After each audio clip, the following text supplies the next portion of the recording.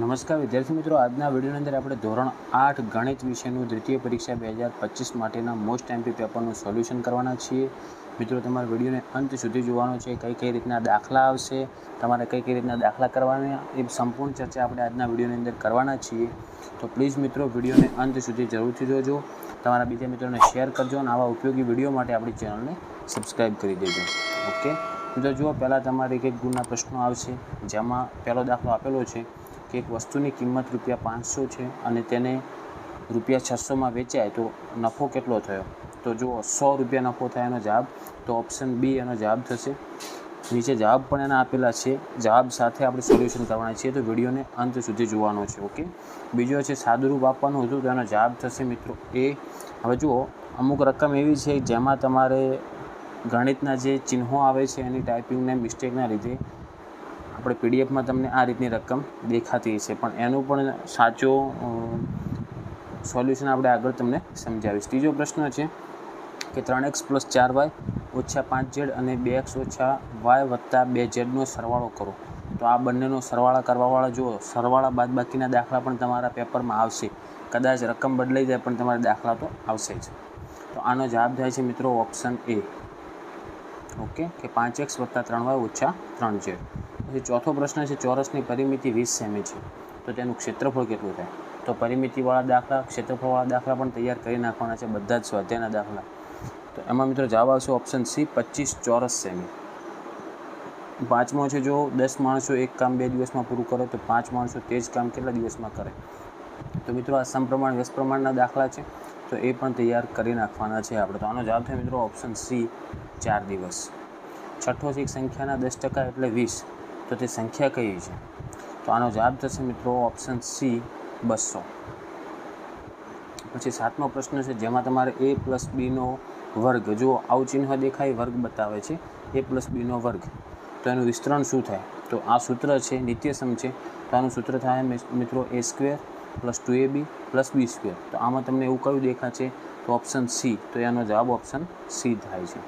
પછી આઠમો છે, 12x નો વર્ગ y અને 6xy નો વર્ગ, આ y નો વર્ગ છે. ઓકે, તો જો 12x નો વર્ગ y અને 6xy નો 16xy નો વર્ગ, એનો ગુસા શું થાય.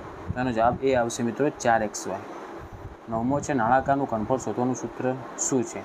તો નળાકારનું ઘનફળ બરાબર મિત્રો જો πr² h, πr² h. તો ઓપ્શન બી એનો જવાબ થશે. ગણિતમાં ચિહ્નોના ટાઈપિંગના લીધે આ રીતનું તમને દેખાતું હશે, પણ સાચું જે બોલું છે એનો સાચો જવાબ થાય છે કે πr² h. પછી 10મો પ્રશ્ન છે, એક ગાડી 60 કિમી પ્રતિ કલાકની ઝડપે ગતિ કરે તો 2 કલાકમાં કેટલું અંતર કાપશે. તો એનો જવાબ થશે મિત્રો ઓપ્શન બી, 120 કિમી. તમે આ બધા જ દાખલા એકવાર જાતે ગણીને તૈયાર કરી નાખજો. પછી વિભાગ બ આપણે બી આવશે, જેમાં તમારે 2 ગુણના દાખલા આવશે.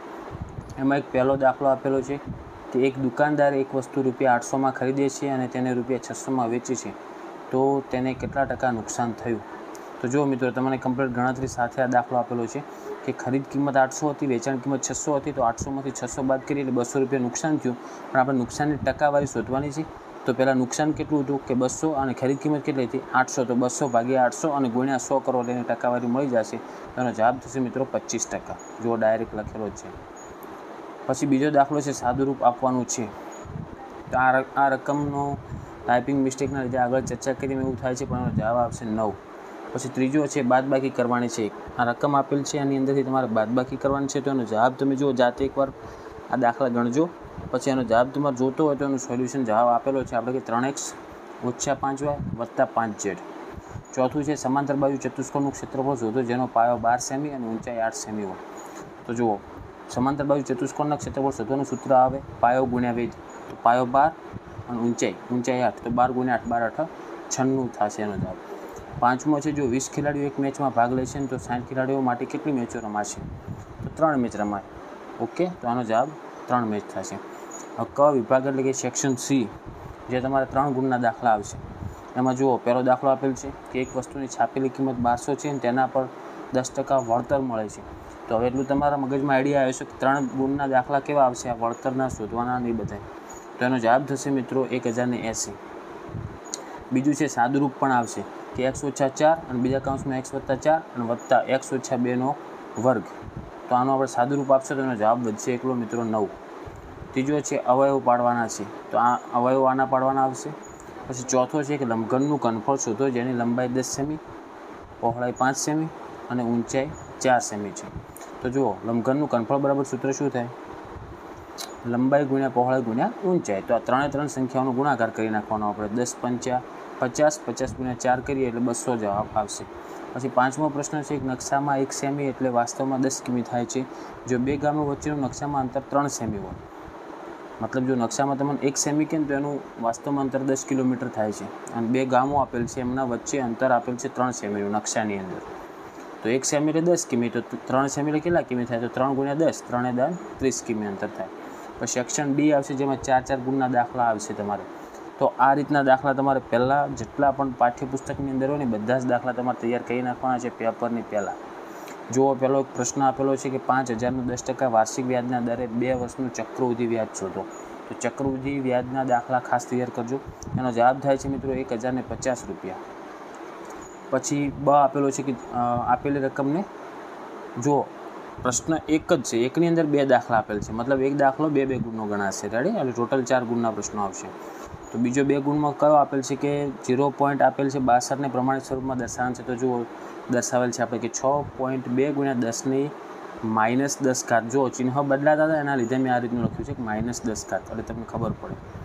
પછી બીજો છે સાદુરૂપ આપવાનું છે. જો x + y² - x - y², તો આનું સાદુરૂપ થાય જવાબ આનો 4xy. પછી ભાગાકાર કરવાનું છે. જો 12 એનો ઘન છે, આ આવે ને એનો મતલબ કે એ 3 રહ્યા ને એની ઉપર છે. ઓકે, તો 12 એનો ઘન - 9 એનો વર્ગ + 6a ભાગ્યા 3a કરવાનું છે આપણે. તો એનો જવાબ થશે મિત્રો 4 એનો વર્ગ - 3a + 2. આખો એનો જવાબ તમને લખી આપેલો છે. પછી ત્રીજો પ્રશ્ન છે એમાં અ અને બ આપેલા છે. 4 ગુણના છે 2 થઈને, એટલે 2 ગુણનો એક દાખલો કે એક સમલંબ ચતુષ્કોણનું ક્ષેત્રફળ શોધો જેની સમાંતર બાજુઓ 15 સેમી અને 9 સેમી અને તેમની વચ્ચેનું અંતર 6 સેમી છે. તો એનો જવાબ થાય મિત્રો 72 ચોરસ સેમી. પછી બ આપેલ છે કે લંબચોરસ બાગની લંબાઈ 50 મીટર અને પહોળાઈ 40 મીટર છે, તો તેની ફરતે 5 મીટર પહોળો રસ્તો છે, તો રસ્તાનું ક્ષેત્રફળ શોધવાનું છે. તો રસ્તાનું ક્ષેત્રફળનો જવાબ થાય મિત્રો 1000 ચોરસ મીટર. એના અથવામાં બીજો પ્રશ્ન આપેલો છે કે એક નળાકારની ત્રિજ્યા 7 સેમી અને ઊંચાઈ 10 સેમી છે, તો તેનું ઘનફળ શોધો અને પાઈ બરાબર 22 લેવાના છે. તો જુઓ નળાકારની ત્રિજ્યા 7 સેમી ઊંચાઈ 10 સેમી છે, તેનું ઘનફળ શોધવાનું. તો એનું ઘનફળ આવશે મિત્રો જવાબ 1540 ઘન સેમી. ઓકે, નળાકારની ઘનફળનું સૂત્ર શું છે? πr²h. એ પ્રમાણે તમારે દાખલો ગણવાનો છે કિંમત મૂકી. પછી બ આપેલો છે કે એક ચોરસ ખેતરનું ક્ષેત્રફળ 625 ચોરસ મીટર છે, તો તેની પરિમિતિ શોધો. હવે જુઓ ચોરસની 4 બાજુ આવે, 625 એનું ક્ષેત્રફળ છે, તો મતલબ લંબાઈ કેટલી છે એની 25 હશે અને 4 બાજુની પરિમિતિ, તો પરિમિતિ શું થાય 4 ગુણ્યા લંબાઈ, તો 25 ગુણ્યા 4 એટલે એનો જવાબ થશે 100 મીટર.